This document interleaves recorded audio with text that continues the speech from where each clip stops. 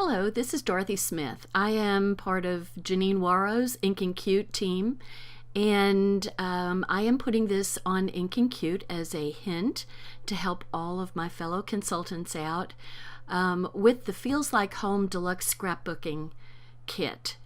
And this one particular page that has all the diagonal lines on it. I did it the first time and it came out great. I was videotaping it and my camera stopped working. And so I ended up having to do it again. And the first time I did it perfectly and did all my measuring correctly. The second time, not so great. So I messed up my measuring and decided, okay, that's just really frustrating. So let me see what I can do about making things easier for the whole measuring thing. So I made a strip of paper that is 1 7/8 inches wide and 12 inches long. And so I'm showing you the ruler to show you where the 1 7/8 is. So it's not a big deal, but when you're measuring over and over again and your ruler has lots and lots of lines, it can get a little confusing. And that ruler that I'm using happens to be 1 1/2 inches wide, so that wasn't going to work. So what I've decided to do is to go ahead and try on this sapphire paper, to go over 4 inches. I've got the instructions memorized for this page since I've done it so many times. So 4 inches down and 4 inches across, starting from the right hand corner. And then I am going to connect those two marks and to make perfectly parallel lines that are equidistant apart. I just put my strip down along the first line and then do another line with the strip in place. And so I just work my way down, putting 4 lines going in that direction, going from the right corner heading down to the left corner. So this really makes it easy, and even though the strip of paper isn't as long as it needs to be, which I think is 17 inches to go from corner to corner, you can scoot your paper up and know that you're right on the line and you're not messing your measuring up. So it really makes it easy and cuts down on a lot of time. And this particular layout, it is beautiful and it takes time to do. So the next series of diagonal lines starts in the upper right corner, 2 inches over, and down at the bottom it's 2 inches up from the bottom, or 10 inches down from the top. So you go from mark at 2 down to mark 10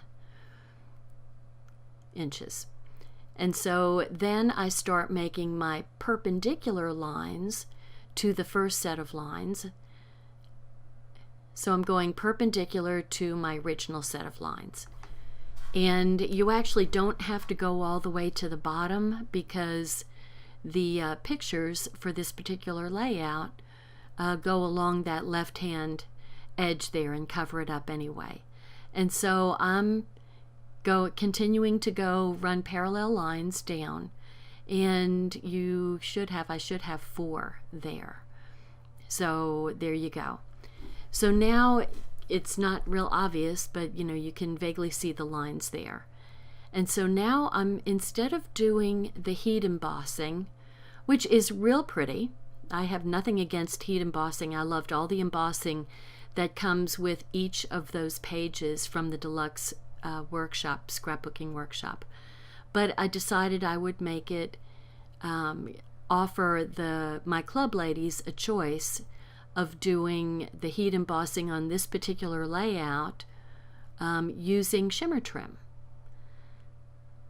So I decided that I would go ahead with making some lines with my shimmer trim. But the first time I did it, it came out, I used my silver shimmer trim and on some white paper, and it came out very bold looking because the shimmer trim was just too thick. And so I kind of decided if I could cut the shimmer trim in half, that would be perfect. So I went looking for an X-Acto blade, and I don't know why I don't have an X-Acto blade, but I could not find one.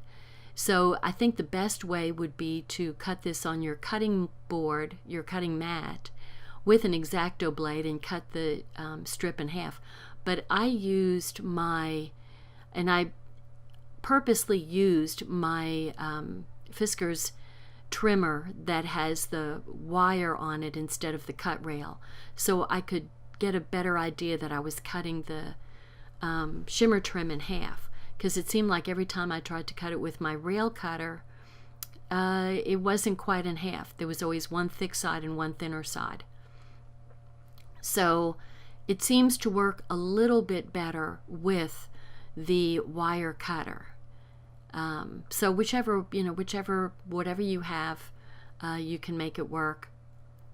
This just turns out worked better for me, and I haven't used my wire cutter in a long time, so I needed to dust it off. So here we go. I'm putting, and this one didn't quite get long enough, and I had a little extra piece there that I'm just putting on top and continuing over. This is why I say it would be kind of nice to have the longer strips that you could cut with a blade and on your cutting mat. So obviously I'm limited to about a little over 12 inches on this mat, and if you go from corner to corner, like I said, it's about, the hypotenuse is about 17 inches. So we're talking all math here with hypotenuses and diagonal lines and parallel lines and perpendicular lines. So, but this is a really cool layout, and I really like this layout, which is why I wanted to make it easier for my ladies, who are not fond of cutting very much and not fond of super difficult things. So I wanted to make it easier for them. And so for this particular layout, I wanted them to do it because it's so cool, but I wanted it to, be a little bit easier on them. So I'm continuing along, and I'm going to start flipping the paper over and start doing the other set of perpendicular lines to our original lines. And I really end up liking the way this looks. Now I don't know why I used sapphire, but I thought I'd use my white. I had a lot of white shimmer trim, and so I decided to use something that would really make the white shimmer trim pop, and the sapphire was just calling to me. So what I would do would be to use some coordinating papers with the sapphire cardstock and make the 1.5 inch squares like you see on the original Feels Like Home. They have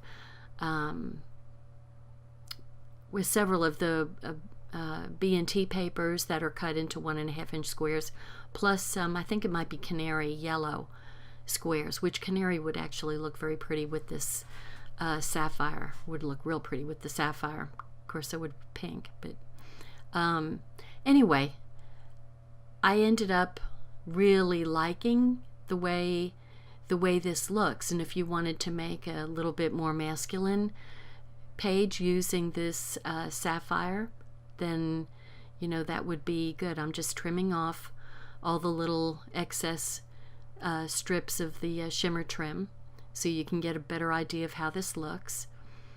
And one is giving me a hard time there, but that is not allowed. I will get you. So there we go. Gotcha. Okay, so let's see how it looks. Okay, whoops, missing one. But that's okay, because I have one more strip. I don't know how I missed that. So there we go. So what you want to remember is to put all of your tape, when you're laying your tape down, always put it on the same side of the line as you're working your way down, so that your squares all end up being, exactly a square and not a slight rectangle. So either pick the bottom or the top of the line and continue with the bottom or the top of the line. Don't mix it up. So that's the only thing you have to watch out for, and I like the way this came out. So you can go ahead and, if you've got some squares that you want to cut, then you just put them in there, and it works really nicely with this shimmer trim that's cut in half. So you wouldn't have to adjust the square size. If you use the 1.5 inch, if you use the full size trim, then you're going to have to adjust the size of your squares. So I'm going to name my tool, and I'm calling it Dorothy's tool. Probably couldn't sell it for much, but there you go. That's my tool, and I'm sticking with it. So hope you liked it. Thanks a lot for watching.